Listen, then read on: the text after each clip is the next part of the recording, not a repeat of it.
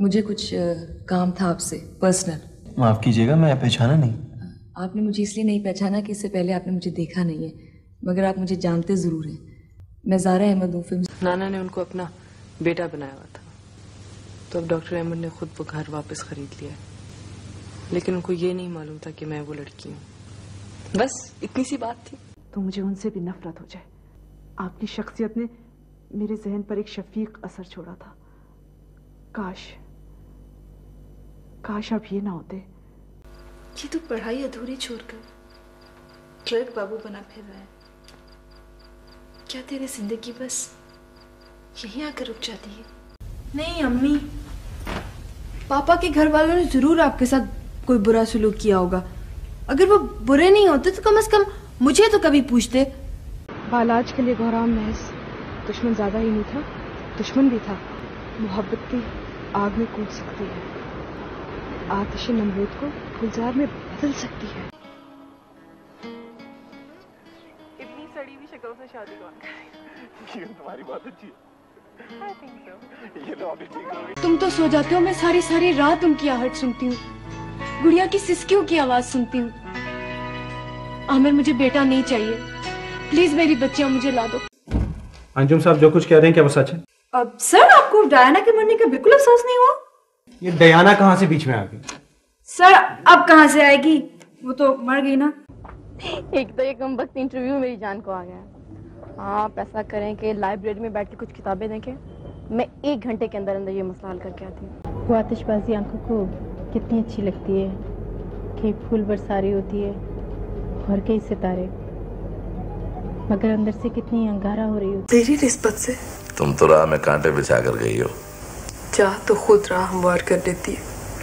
आपके दिल में चाहत होती तो कांटे साफ करते हुए आ सकते थे। हाँ, बोदे चमका ले इसको लगा के। हाँ, लश्कारे मारेंगे बोदे, और फिक्री भी नहीं पड़ेगी पूरा साल। जो खुरकता रहता है ना ऐसे ऐसे चुरा चुरा के नजरें।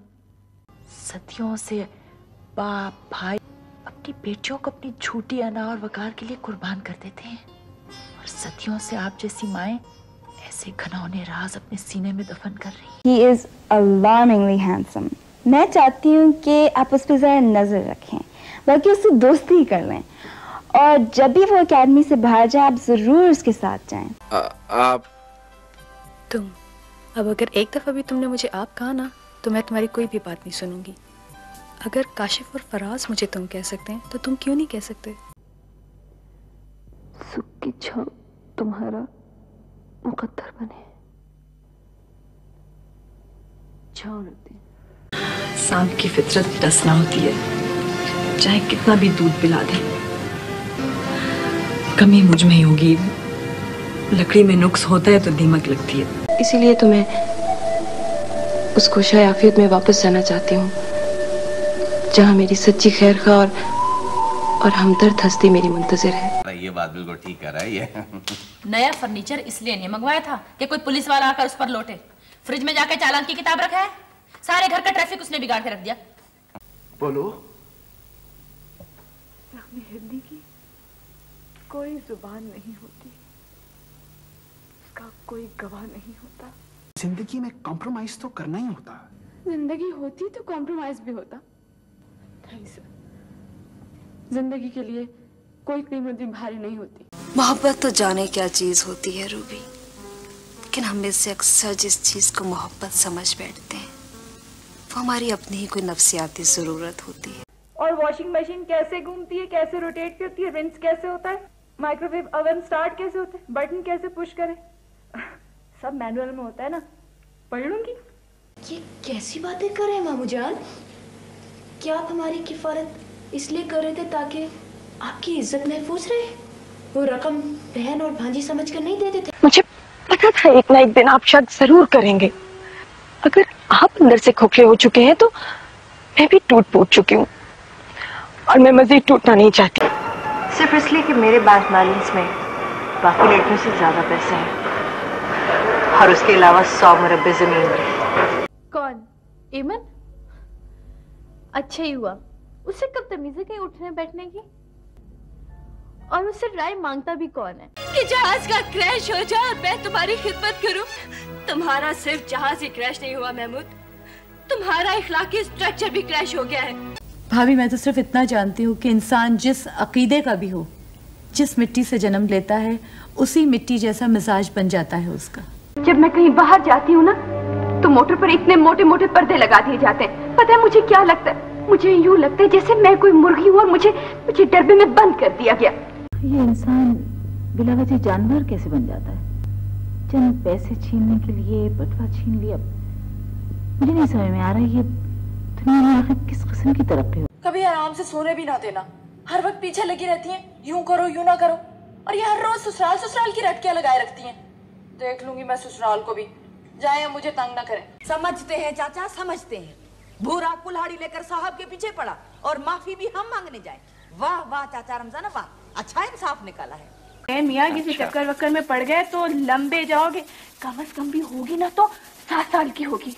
वो तो खैर मैं डांट डपट के छोड़े दे रही हूँ, किसी शरीफ घराने की लग रहे हो। कत्ल का बदला लूंगी। बदला सिर्फ एक मलिक मेहरबान से नहीं, बल्कि उस पूरे निजाम से लेना है जो मलिक मेहरबान जैसे लोगों को फलने फूलने देता है। हर वक्त मुझसे बातें करता रहता था, घंटों हम साथ बैठकर मुस्तकबिल के प्लान्स बनाते थे, मगर अब तो कुछ खड़ा खड़ा सा रहता है। तुम्हारे इंतजार में खुला। अच्छा मत करिए ऐसी बातें। मुझ दर बदर घर की छत कहाँ नसीब होगी, मेरे ऐसे भाग कहाँ। आपको दुनिया भर की निगाहों से बचाकर हमेशा के लिए अपने दिल के नेहा खानों में छुपा लूं, जहां आप सिर्फ मेरे हों। 8 पीतल के बर्तन और एक टेबल से क्या है इतना कीमती अम्मा जिसकी तो हर वक्त रखवाली करती रहती है? चोरों को तेरे ग्लास और नायलॉन के दुपट्टे नहीं चाहिए। मैं चीचा बत्ती के खेस किसी मुर्दे पे नहीं डालने। मामला खासा गर्मा गर्मी पर पहुंचा हुआ है।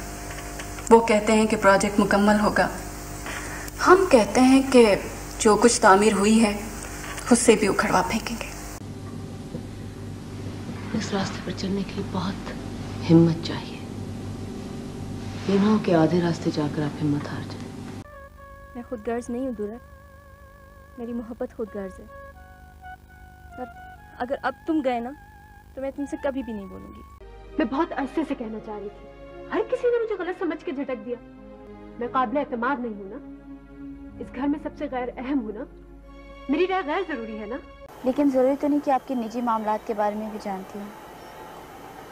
मैं तो सिर्फ इतना जानती हूँ सर कि आपका और मैडम का कपल घर का आइडियल कपल है। तो नहीं करना मुझे मिलकर, सारी जिंदगी अबू ने एक छोटा सा घर ही तो बनाया है, फूक फूक कर खर्च किया है, रोग खरीदे हैं, मैं सक नहीं सकती। ओफो मारवी, कभी कभी तो मुझे ऐसे लगता है जैसे तुम थर के किसी पुराने सूखे हुए कुएं की कोई पुरानी सी रूह हो। झूठ ना बोलो, तेरा दिल तो पत्थर हो सकता है, आंखें नहीं। मेरे बगैर दिल नहीं लगा ना। हाय, दिलों के भेद तू क्या जाने भेड़िए। तुम मेरा क्या साथ दोगी? तुम तो खुद मजबूर हो मेरी तरह। जाओ यहाँ से। जो माफी कर दिया तो सोचना कैसा, और बोझ तो ख्वाहिशें बन जाती हैं।